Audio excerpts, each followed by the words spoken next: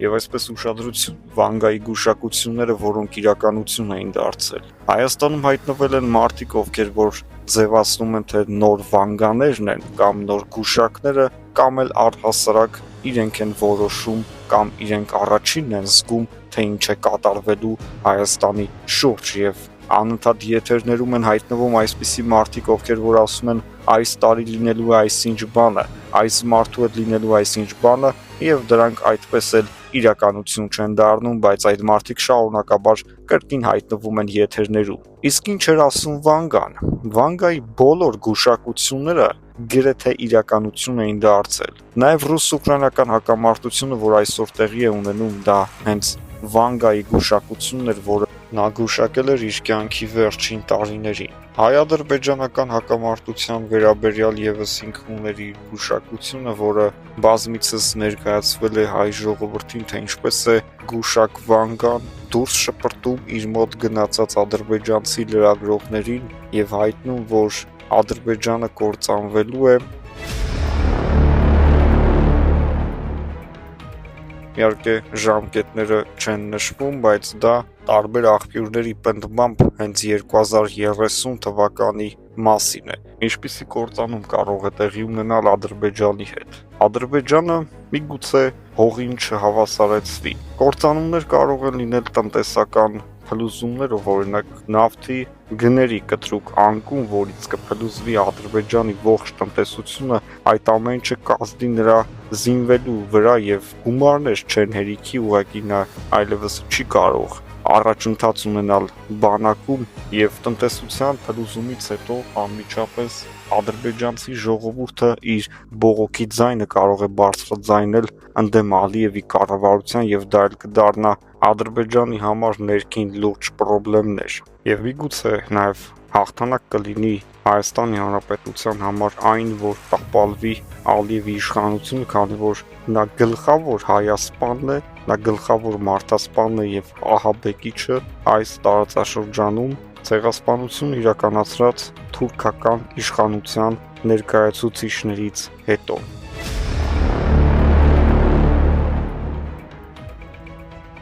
Մեզ են հաղորդվում տարբեր վանգաներ, որոնք Հայաստանում գործում են եւ փորձում են ամեն տարի ներկայացնել բաներ, որոնք իրենք այսպես ասած ներկայացնում են որպես գուշակություն կամ իրենց երկնքից են դա հաղորդում եւ իրենք տեղեկացնում են ժողովրդին։ Ամեն տարի ասում են բաներ, որոնք երբևիցե իրականություն չեն դառնում եւ դժվար է թե դառնան։ Մեզ համար ուշագրավ էր նաեւ հետեւյալը, որ մենք տեղեկացանք բուլղարական կայքերից մեկում հայտնված հոդվածի մասին, որտեղ որ գրվում էր, որ Վանգան ժամանակին ասել էր, որ Կովկասում մարդիկ լքելու են իրենց տները ստիպողաբար եւ նա նշել է, որ դա ինքը տեսնում է այնպես, ինչպես որ 1915 թվականին հայերի ջարդերն էին կատարվում եւ ինչպես էին մարդիկ խմբերով երկար անապատներով քայլում, որպիսի հասնեին փրկության։ Միանգամից բոլորիս աչքի առաջ եկավ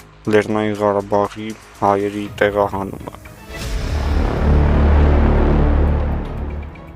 Դա կրկին ցեղասպանություն էր, էթնիկ զտում, սկզբից մարդկանց ենթարկեցին բլոկադայի, շրջափակման մեջ գտնվող ղարաբաղցիները զրկվեցին հացից ու ջրից, հետո ենթարկվեցին էթնիկ զտման, դուրս հանվելով իրենց սեփական տներից, որտեղ որ ապրել են իրենց պապերը։ Հետևաբար ինչ է ստացվում, որ Վանգան իր գուշակությունների ժամանակ նաև խոսել է սրա մասին։ Այն ժամանակ միգուցե ոչ մեկ չէր հասկանում, թե խոսքը ինչի մասին է, խոսքը որ ազգության մասին է, ինչ է տեղի ունենալու եւ ոչ մեկին դա հետաքրքիր չի եղել։ Բայց քանի որ այսօր արդեն տեսել ենք կատարվածը, տեսել ենք թե ինչ կատարվեց Լեռնային Ղարաբաղում, ինչպես մարդիկ տեղահանվեցին, արդեն հասկանալի է թե ինչ էր ասում գուշակ Վանգան։ Իհարկե, որպես քրիստոնյա ազգ, հայ ժողովուրդը չի կարող հավատալ գուշակություններին, դա արգելված է մեր կրոնում, բայց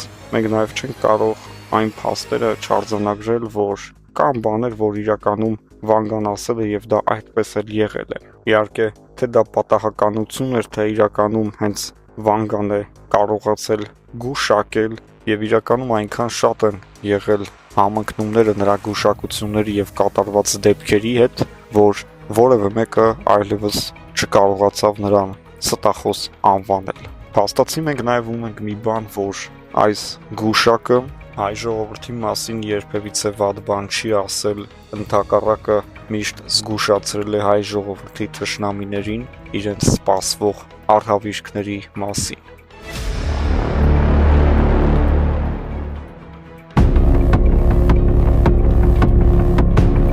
Ադրբեջանական իշխանությունների գործելավոճը Միացյալ Նահանգների վարչակազմի ուշադրության կենտրոնում է։ Միացյալ Նահանգները շահագրգռված է, որ հայ-ադրբեջանական խաղաղության համաձայնագիրը ստորագրվի իրենց ներկայությամբ, որպեսզի դա, այսպես ասած, իրենց հաղթանակը նաև ներկայացվի, քանի որ Դոնալդ Թրամփը իշխանությանը եկել խաղաղության նոտայով եւ նա ամբողջ աշխարհին է բերելու այդ խաղաղությունը եւ այսպես ասած հիանալի մեկնարկ կլիներ հայ-ադրբեջանական խաղաղության համաձայնագիրը կնքել հենց Միացյալ Նահանգների հովանոցի տակ։ Բայց Պուտինը եւս ինքը շտապում է, որպեսզի այդ ամեն ինչը կնքվի Ռուսաստանի Դաշնությունում մայիսի 9-ի տոնակատարության ժամանակ, որի ներկա է գտնվելու նաև Նիկոլ Փաշինյանը, միգուցե նաև Ալիևը ներկա գտնվի եւ դա հնարավորություն ստեղծի ստորագրել այդ համաձայնագիրը։